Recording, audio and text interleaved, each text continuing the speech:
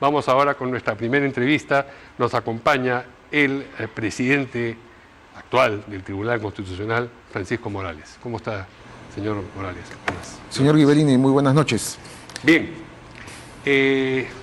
pues usted rápidamente reaccionó ante lo que había ocurrido y prestó declaraciones. Yo le preguntaba fuera de cámaras si esas declaraciones fueron a título personalísimo o si fueron a título de presidente del Tribunal Constitucional y si había contado con el respaldo de los otros magistrados para ello. Bueno, nosotros tenemos un acuerdo de que frente a situaciones de sentencias o situaciones institucionales graves, yo puedo declarar inmediatamente. Entonces, esta es una secuencia de hechos. La semana pasada habíamos dictado una medida cautelar donde precisamente lo que queríamos era evitar cualquier precipitación en una decisión del Poder Ejecutivo. Entonces, cuando en la mañana yo he estado recibiendo personas, invitados, en fin, del Consejo Fiscal, justamente por el tema que usted me preguntó la semana pasada sobre este tema de la iniciativa de gasto. Bueno, y en eso me informaron inmediatamente que el presidente estaba haciendo una declaración y que estaba disolviendo el Congreso.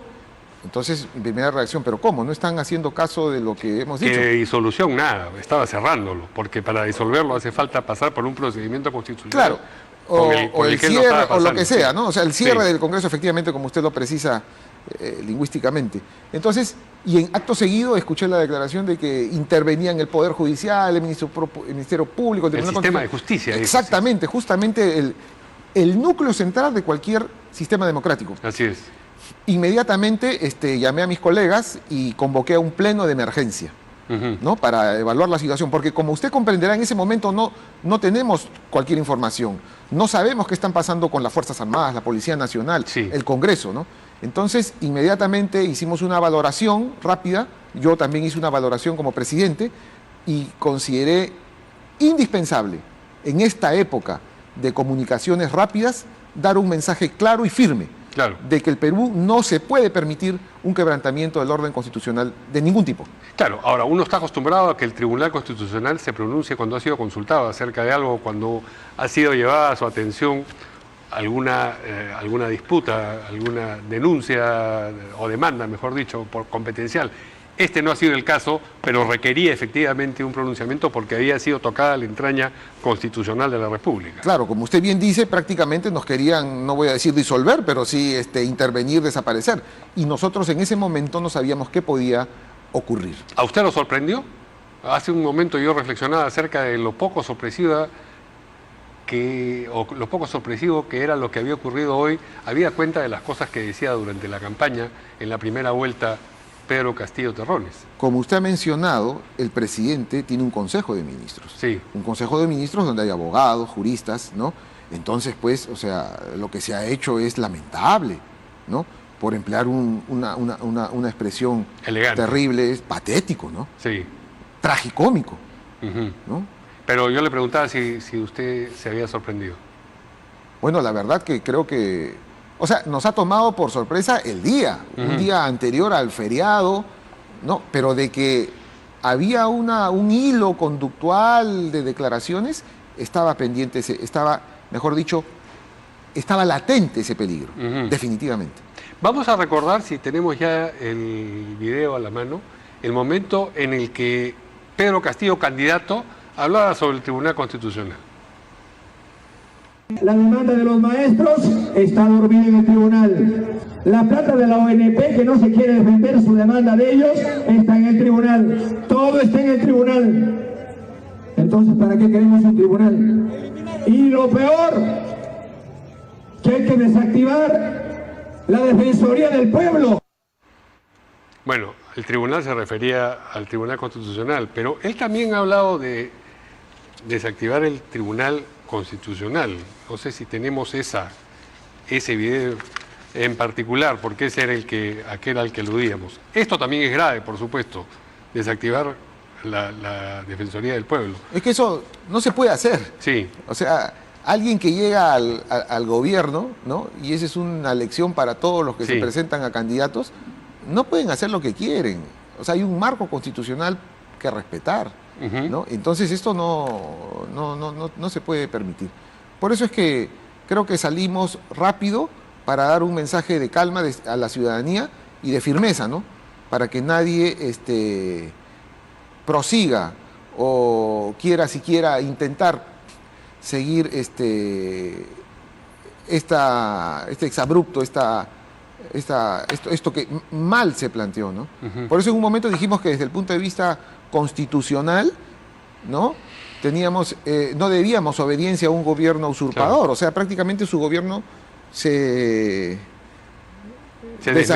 desmembró, sí. ¿no? En segundo lugar, las Fuerzas Armadas no podían prestarse a eso, de ninguna manera. Ellos debían restablecer. Y quiero darle quizás una primicia, ¿no? Dígame. Que es un hecho inédito. Nosotros a las 4 de la tarde, el Pleno del Tribunal Constitucional recibió una carta, un comunicado, una carta del presidente del Comando Conjunto de las Fuerzas Armadas, sí. Donde lo que prácticamente nos dicen es que ellos son respetuosos del orden constitucional. Y eso para nosotros nos llena de satisfacción como órgano. ¿Pero era solamente la enunciación de eso o lo ponían en contexto con la situación del día? Fue a las 4 de la tarde. No, esa es la hora a la que fue y eso de por sí es un contexto. Pero quiero decir, la carta que ustedes recibieron hacía alusión a lo que estaba pasando en ese momento. Claro, claro que sí. Sí. Y que ellos permanecían dignos y firmes y que iban a respetar el orden constitucional. Sí, en realidad, volviendo al mensaje con el que ensayó su golpe de Estado Pedro Castillo, él en un momento, cuando está cargando sobre el Congreso, dice el Congreso y su Tribunal Constitucional, donde ya está diciendo, bueno, todos ustedes, Tribunal Constitucional incluido, forman parte de todo aquello que yo quiero derribar porque no me deja gobernar, etcétera, etcétera. Ahí ya era claro el rumbo del mensaje que había emprendido. Claro, pero lo peor es que, bueno, quienes nos estaban dirigiendo, quienes tenían el gobierno del país, no comprendieron. O sea, el tribunal ha actuado independientemente. En un momento le pusimos un freno al Congreso de la República cuando lo quería procesar por traición a la patria. Pero acto seguido ellos también hicieron esta cuestión de interpretar la cuestión de la denegación de confianza, ¿no? Y también hicimos un statu quo. O sea, ese era el momento en que todo debía, en teoría quizás, calmarse. Pero miren a lo que hemos llegado. Mencionaba usted el hecho de que en el Consejo de Ministros existiera, digamos, unos jurisperitos, por lo menos en teoría. Juristas. Sí. Abogados. Abogados. Colegas. Hay un ministro de Justicia, lo había, el señor Félix Chero, que es el asesor de la presidencia, que no del presidente, en materia jurídica. Estaba el señor Landa, que ha sido presidente del Tribunal Constitucional. ¿Usted cree que ellos pudieron haber pasado, o les pudo haber pasado inadvertido a ellos el sentido de esta voluntad de cerrar el Congreso e ir contra la Constitución que estaba en el acta a la que usted alude del presidente Castillo? ¿Usted cree que...? Bueno, ahí están, como diríamos, al filo de la navaja. O sea, desde el momento... cuando ¿Al filo nomás o ya pasaron...? No, antes, me refiero al momento anterior. Es decir, cuando dan la interpretación y quieren... Entonces ahí es donde nosotros intervenimos. No, sí, claro, pero aparte de eso yo le estoy preguntando por estos colegas suyos y la posibilidad de que a ellos les haya pasado inadvertida este talante que para usted y para tantos otros era evidentísimo. Bueno, el poder a veces obnubila, ¿no? Y ciega la razón. Bueno, pero no el conocimiento. Pero justamente... El buen juicio, de acuerdo. Como decía Karl Lowenstein en su famoso libro Teoría de la Constitución, ¿no? El poder corrompe absolutamente a veces y nubla la razón. El conocimiento a veces puede ser usado torticeramente, ¿no? Y eso, ¿tiene usted la impresión de que es lo que ha ocurrido? Lo dejo a los televidentes, ¿no? Lo deja usted a los televidentes. Bien, eso no quiere decir que el asunto que ustedes tenían que resolver no hay sustracción de la materia. No, de ninguna manera, al contrario. Explíquenos, por favor. Sí. Esto nos confirma que esta figura de la denegatoria de confianza, y para los efectos del artículo 134, tiene que ser precisada, acotada y zanjada de una buena vez, ¿no? Y vamos a estudiar bien, estamos evaluando, esperamos la contestación ya de un nuevo Ejecutivo, ¿no? Y queremos ponerle ya punto final a este tema de las denegatorias fácticas. o denegatorias de confianza, fácticas y todo lo que tiene que ver pero hay con el más artículo en esa, 132, 133 y 134 de la porque Constitución. también está en la ley de interpretación que aprobó el Congreso el detalle de que quien dice o quien define cuál es el sentido de la respuesta a una cuestión de confianza es el Congreso. Eso es lo que dice la ley vigente. Sí. ¿Van a pronunciarse acerca de eso ustedes? Por supuesto también? que sí. Y bueno, no sé si ya está ahora sí el otro. Hay problemas todavía. Bien, yo les voy a leer entonces qué cosa es lo que dijo en su momento el candidato Pedro Castillo.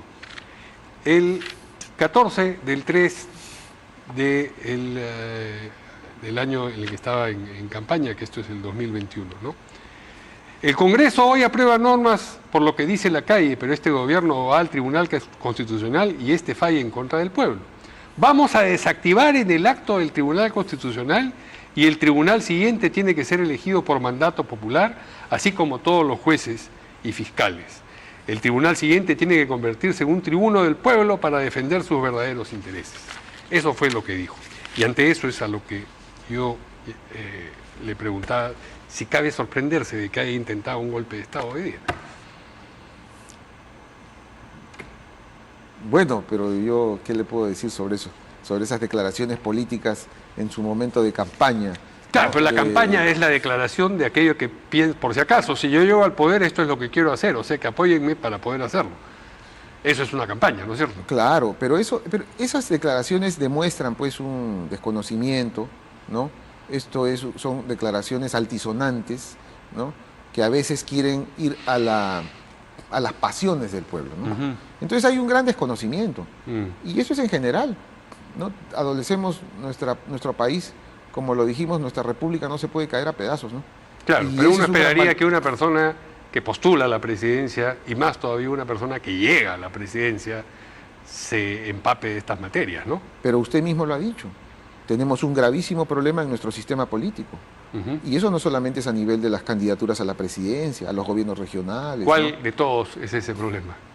Bueno, el problema es que no se está dejando formar, y esto es en este tema no es un tema sobre el que nos debamos pronunciar porque la Constitución fue reformada. Uh-huh. Entonces la Constitución fue reformada para impedir reelecciones. Sí. Somos quizás el único país del mundo que no tiene reelecciones para nada.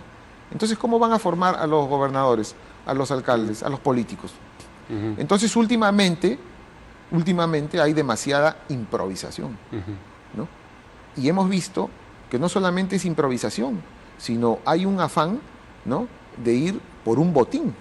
Y eso debemos decirlo claramente, ¿no? Van por un botín. Bueno, o sea, últimamente no se va a gobernar en bien del país, de los grandes problemas del Perú, sino se va por un botín y con falta de preparación también. Claro, o sea, hay Una incompetencia improvisación total. y corrupción.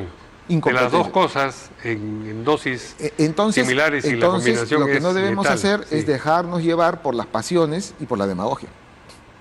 Bueno, pero eso es, digamos, Íncito a la política. ¿Ah? Es íncito a la política. Ah, claro, está inscrito Vinculada, dentro de... pero debemos pues ponerle... Claro, este tipo de episodios lo que ocurre es que le pegan un sacudón a los ciudadanos y ese sacudón dura un tiempo, pero luego este tipo de discursos, aun cuando se sepa que son difícilmente traducibles en actos reales, encandilan y llaman al voto. Pero yo quiero decirle que en este punto, en esta situación que se ha dado, que bueno, ya está detenida, incluso yo conversé con la presidenta del Poder Judicial, Uh-huh. los órganos del sistema judicial han reaccionado rápidamente Sí. y también, como siempre, gracias a los medios de comunicación, ¿no?, se ha podido informar rápidamente. Esto ha sido en parte el develamiento de esta intentona Sí. fracasada, ha sido también gracias a los medios, Claro. que han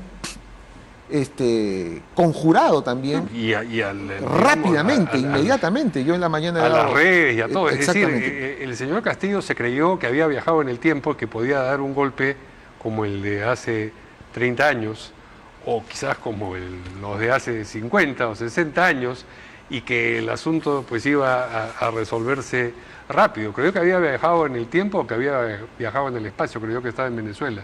Y lo más importante es que la policía y las Fuerzas Armadas Por supuesto. Se han mantenido al margen. Y nosotros hicimos una declaración en el sentido de que ellos tenían la obligación de restituir el orden constitucional. En ese caso sí, estaban habilitados. Estaban habilitados claro, para... la Constitución dice claramente que tienen como... Ustedes leyeron hoy día un pronunciamiento. Sí. ¿Qué cosa es lo que decía en esencia ese pronunciamiento? Bueno, ese pronunciamiento fue más o menos a las 3 de la tarde, justo antes de que la nueva presidenta asuma el cargo.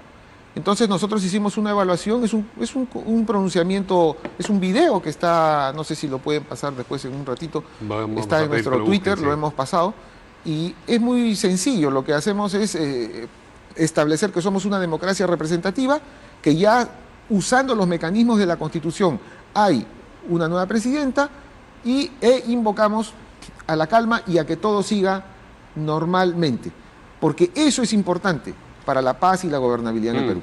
Bueno, así como hay que deplorar lo que ha representado el intento de hoy del señor Pedro Castillo, hay que celebrar la reacción de todas las instituciones que conforman, digamos, la primera plana del Estado peruano, es decir, el Tribunal Constitucional, el Poder Judicial, la Fiscalía, la Procuraduría, por supuesto las Fuerzas Armadas, la Policía, ha sido una reacción unánime. Unánime, sí. Eso es inédito porque usted ha mencionado y se ha referido a la historia. Sí. Generalmente, cada vez que había un intento de golpe de Estado, la gente o las instituciones públicas y también las autoridades judiciales se mantenían al margen. Pero en esta oportunidad todos hemos salido en defensa del orden constitucional inmediatamente. Mire, yo le voy a comentar algo. En los primeros minutos no sabíamos, o sea, no sabíamos la envergadura. No sabíamos la envergadura de esta situación. Claro. O sea, el comando de la policía, las Fuerzas Armadas, o sea, hemos tenido una historia que nos permite con suspicacia pensar qué pasaría. Claro. Y nosotros hemos dado esas declaraciones inmediatamente, ¿no? Esta comunicación de las Fuerzas Armadas la recibieron ustedes después de haber leído su... Claro, pero nosotros declaramos rápidamente, ¿no? Y dijimos que esto no podía ir. No sabíamos qué nos deparaba, ¿no? Claro. O sea, si es que, imagínese usted... Bueno, eso no lo sabía nadie, no lo sabíamos en la prensa. Entonces, pero lo que quiero expresar es que decididamente, y los magistrados a nuestra convocatoria inmediatamente llegaron al tribunal, todos, ¿no? Claro, habían voces que podían decir, no, que los van a detener, bueno, pero felizmente no. Pero no dentro de los magistrados. No, de los magistrados no, eran voces de fuera, ¿no? Que llegaron algunos. Que les decían tengan cuidado, mejor allánense. No allánense, no, pero con cuidado, ¿no? O sea, la integridad física, no sabemos. En estos momentos, básicamente por eso. Pero no, felizmente no llegó a mayores esto. Decía usted entonces que de haber avanzado la intentona del señor Castillo, las Fuerzas Armadas, y me imagino que la policía también, sí estaban habilitadas para intervenir y restituir el orden constitucional. Claro, por supuesto que sí. De intervenir, pero entregarla inmediatamente a la civilidad. No, por supuesto. No para que entren y se queden. No, ahí sí. Que la historia se ha demostrado, ¿no? Quizá en sus palabras, ¿no?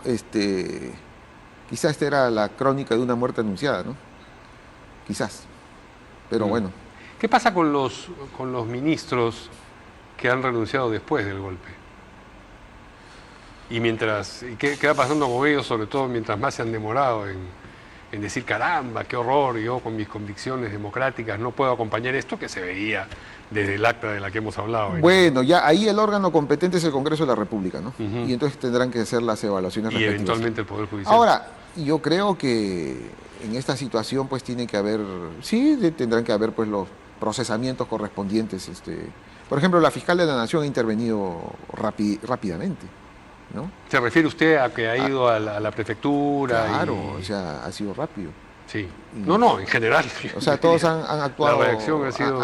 Han actuado dentro de sus competencias. Y la Policía Nacional, que el día de ayer ha estado de aniversario, ¿no? Entonces la Policía Nacional está dando muestras de que debe estar con el orden constitucional. La gran lección de esto es que no podemos permitir ningún tipo de estas acciones violentas, ¿no?, de patear el tablero constitucional. Ahora, hay una ironía con lo que informó este grupo especial de la OEA que nos visitó hace pocas semanas, sí, y que llama la atención sobre todo esta conspiración, no utiliza la palabra conspiración, pero nos han dicho que hay una sobre libertad de expresión y que, en fin, el Congreso trata de obstaculizar lo que quiere hacer el Ejecutivo, habla hasta de racismo, en fin, y nada dicen, por supuesto, de la corrupción, pero lo que trasuntaba ese documento es que había problemas con la institucionalidad del país.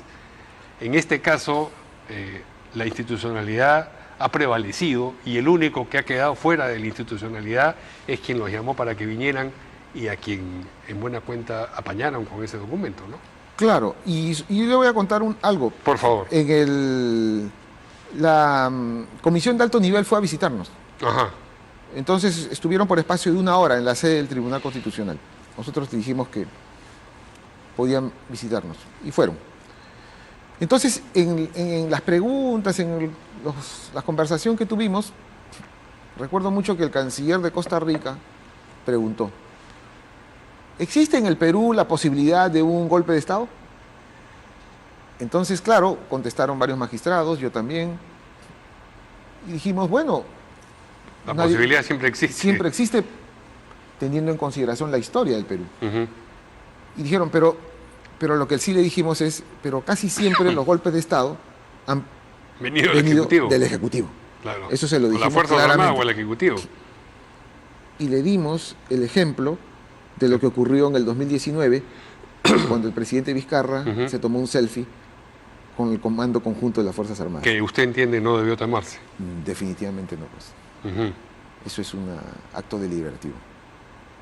Es decir, quien no debió tomárselo fueron los comandantes generales, o sea, en ese momento. Esa situación es muy distinta a esta, ¿no? De parte de los comandantes, es que estos son otros comandantes generales, pues. Sí. Entonces esa es la... Bueno, la OEA tendrá que reevaluar y ver, pues, Pero ha quedado en offside. Definitivamente. Definitivamente ha quedado en offside porque no previeron, o sea, han hablado con todos. No solamente que no previeron, sino bueno, que estaban cargando las tintas en un lado. Yo digo, diplomáticamente no entendieron, pues, estaban, ¿no? Pero se han hablado con todos. De forma tuerta, no estaban viendo lo más grave y el lugar de donde venía literalmente el golpe.